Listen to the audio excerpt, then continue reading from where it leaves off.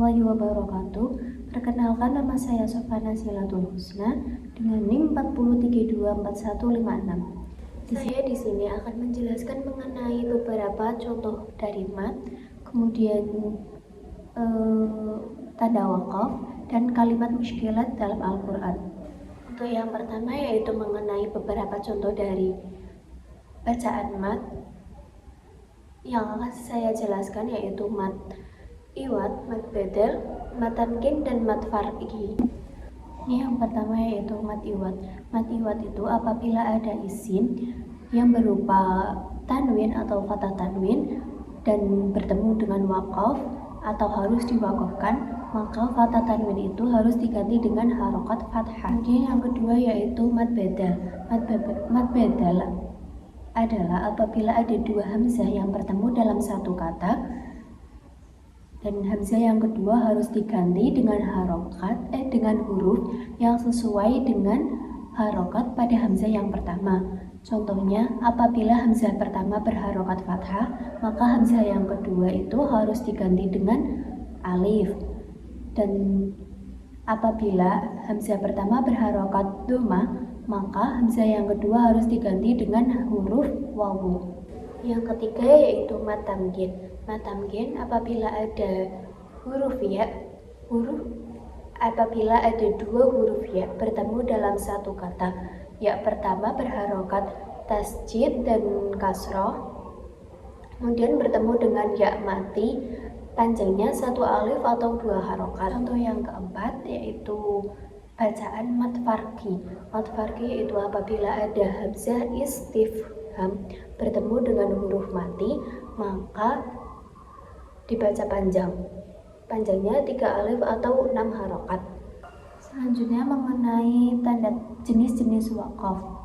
Jenis-jenis wakaf dibagi menjadi 4. Yang pertama ada wakaf tam, kemudian kafi, kemudian hasan, dan yang keempat kopi. Wakaf tam yaitu berhenti pada perkataan yang menunjukkan kalimat yang sempurna dalam susunannya dan tidak berkaitan dengan kalimat sebelumnya. Wakaf kafi yaitu berhenti pada perkataan yang menunjukkan susunan kalimat yang sempurna dan masih berkaitan dengan kalimat sebelumnya.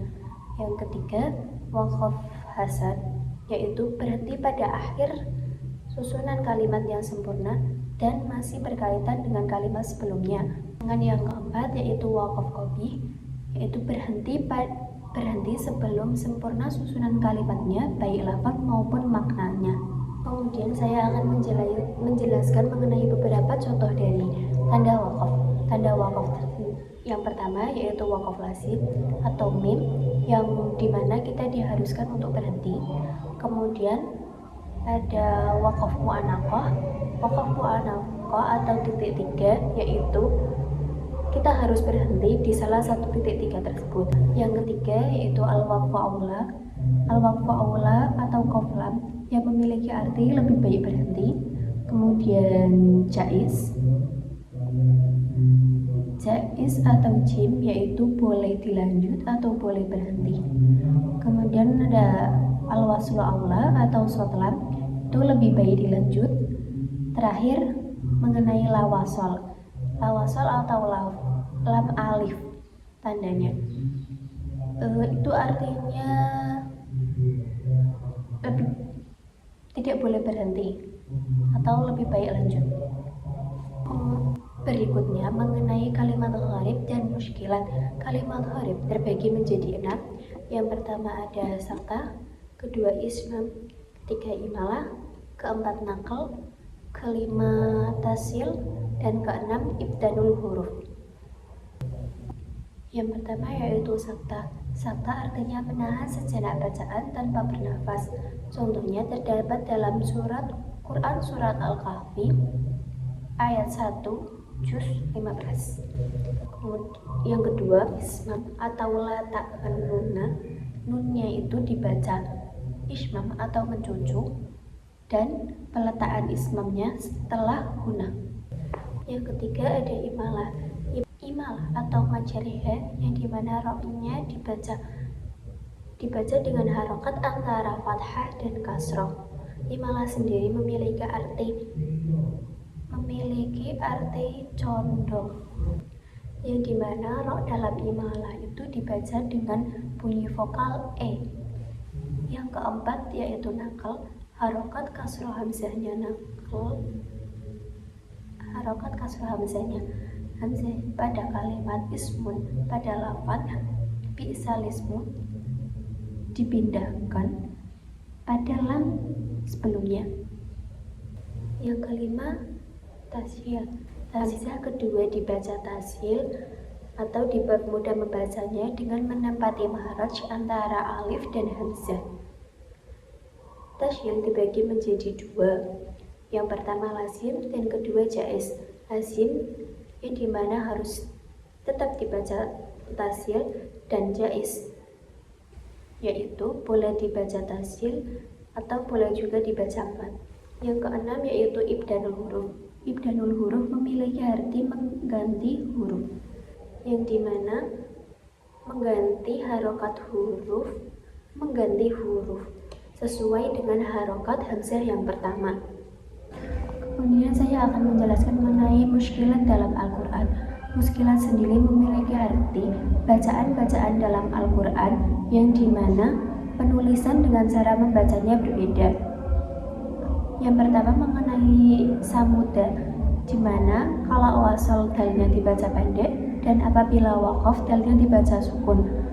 Yang kedua ada qawarir. Ada 3 cara membacanya, panjang pendek, pendek sukun, dan pendek pendek. Ketiga wayabsutu dan bastotan, yang dimana penulisannya yaitu huruf shad dan pembacaannya harus diganti dengan huruf sin. Yang kelima yaitu al-musaytirun, dimana penulisan dalam Al-Qur'annya berupa huruf shad dan pembacaannya bisa tetap shad maupun bisa diganti dengan sin. Yang keenam yaitu bimusaytirin dan tetap harus dibaca dengan shad. Yang ketujuh lafaz ana. Semua ana yang terdapat dalam Al-Quran walaupun penulisannya panjang tetap dibaca pendek, kecuali 4 ana, yaitu ana ba, ana bu, ana siya, al, ana mila. Yang kedelapan yaitu salasil. Salasil apabila waqaf bisa dibaca dengan 2, bisa dibaca panjang maupun bisa dibaca sukun. Sedangkan ketika wasal, salasil harus dibaca dengan pendek. Yang ke-9 yaitu yarullahu, di mana hak pada lafal ini dibaca pendek karena menjadi jawab dari insyartiyah, di mana sebelum hak dhamir ada huruf mati yang dibuang. Yang ke-10 lafaz fihi. Hak di dalam kalimat fihi harus dibaca panjang sebanyak 2 ketukan atau 1 alif. Yang ke-11 yaitu nun iwad atau nun wasol. Nun iwad adalah nun pengganti atau nun yang berharokat kasrah yang harus dibaca di antara tanwin dan hamzah wasal agar bunyi tanwin tetap terjaga. Oke, cukup sekian dari saya, kurang lebihnya mohon maaf. Wassalamualaikum warahmatullahi wabarakatuh.